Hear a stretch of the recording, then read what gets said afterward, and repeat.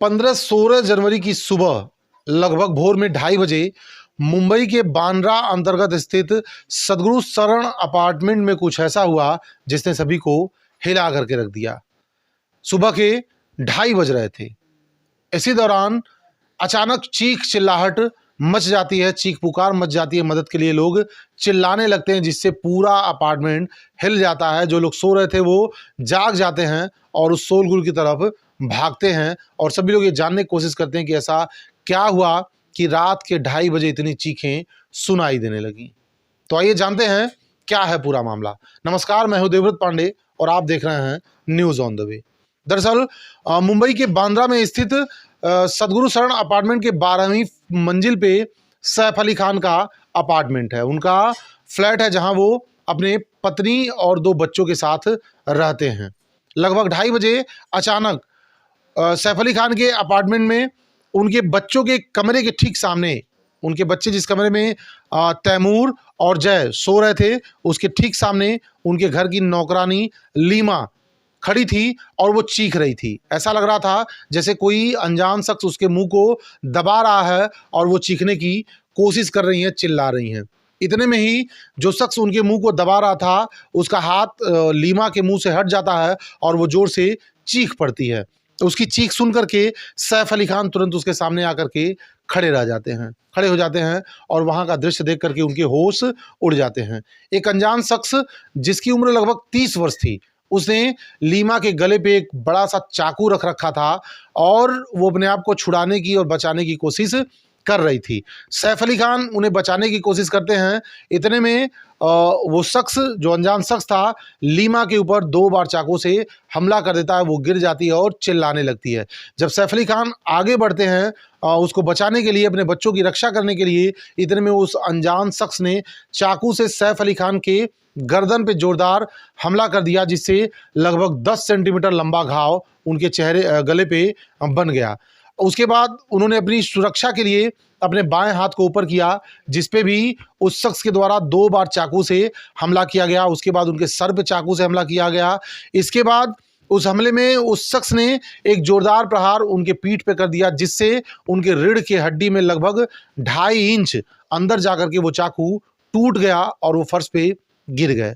जैसे ही फर्श पे गिरे वो जोर से चिल्लाने लगे। उनकी चीखें सुन करके उस अपार्टमेंट में जितने भी लोग थे, उस बिल्डिंग में जितने भी लोग थे, उनकी चीखें जिन्होंने भी सुनी वो तुरंत सैफ अली खान के अपार्टमेंट की तरफ दौड़ते हुए जाने लगे। इसके बाद जो वो अनजान शख्स था वो मौका देख करके वहां से फरार हो गया। तत्काल सैफ अली खान और उनकी मैड को लीलावती हॉस्पिटल की तरफ ले जाया गया जहां उनको एडमिट कराया गया। उस बीच सैफ अली खान ने बांद्रा पुलिस को सूचित कर दिया कि उनके घर पे किसी अनजान शख्स ने हमला किया है और उनको जान से मारने की कोशिश की गई है। जब पुलिस मौके पर पहुंचती है तो उन्हें पता चलता है कि सैफ अली खान को काफ़ी चोटें आई हैं और वो लीलावती हॉस्पिटल में एडमिट है। बहरहाल पहले तो इस मामले को दबाने की कोशिश की जा रही थी कि मामला मीडिया तक न पहुंचे या ज़्यादा हाईलाइटेड न हो, ये मामला पूरी कोशिश की गई। लेकिन इसके बावजूद भी रात खत्म हुई, सुबह होते होते लीलावती अस्पताल के सामने मीडिया कर्मियों का, उनके फैंस का और जो भी उनके रिलेटिव्स थे उन सबका एक बड़ा हुजूम बाहर खड़ा हो गया। वहाँ लीलावती हॉस्पिटल के डॉक्टर्स के द्वारा बताया गया कि जो भी उनके ऊपर 6 बार चाकू से हमला किया गया जिसमें 2 घाव बहुत ही गहरे हैं, 2 थोड़े कम गहरे हैं और 2 नॉर्मल खरोंच टाइप के हैं। उनके रीढ़ की हड्डी में 2.5 इंच का चाकू जो फंस के टूट गया था उन्हें निकाल दिया गया है और अब उन्हें आईसीयू में शिफ्ट कर दिया गया है। बहरहाल उनकी स्थिति अब समांतर बनी हुई है। इधर पुलिस इस मामले की पूरी जांच कर रही थी और वो जानने की कोशिश कर रही थी कि आखिर वो शख्स कौन था और घर में घुसने का उसका इरादा क्या था। क्या वो सैफ अली खान के बच्चों को नुकसान पहुंचाने आया था या फिर क्या वो चोरी करने आया था। अब पुलिस इस मामले की पूरी गहनता से जांच कर रही थी। आसपास जो भी सीसीटीवी फुटेज थे उनको खंगाल रही थी। जब वहां उस अपार्टमेंट के गार्ड से पूछा गया तो उन्होंने बताया कि इधर से तो कोई नहीं गया, क्योंकि लिफ्ट से न तो कोई लिफ्ट से गया है न कोई मेन गेट से गया, क्योंकि हम लोग तो ड्यूटी में तैनात थे। बाद में पुलिस के जांच में सामने आया कि जो शख्स सैफ अली खान के घर तक प्रवेश करके गया है वो सीढ़ियों का प्रवेश करके गया हुआ है।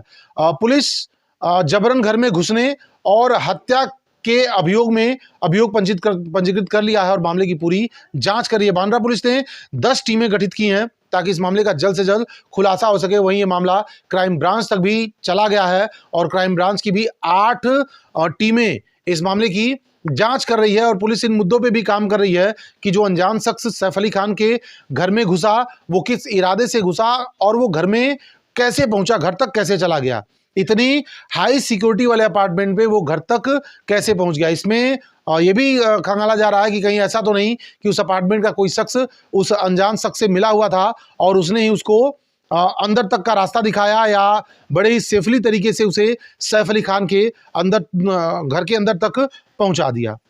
मामला हाई प्रोफाइल है, इसलिए पुलिस इसमें सक्रिय होकर के तेजी से काम कर रही है। देखना यह है कि ये मामला कितनी जल्दी खुल करके आता है और वो अनजान शख्स कौन था और उसके क्या इरादे थे, कौन से इरादे से वो सैफ अली खान के घर में घुसा था। इन तमाम मुद्दों पे पुलिस काम कर रही है। ऐसी और भी सच्ची कहानियां देखने के लिए देखते रहिए न्यूज़ ऑन द वे।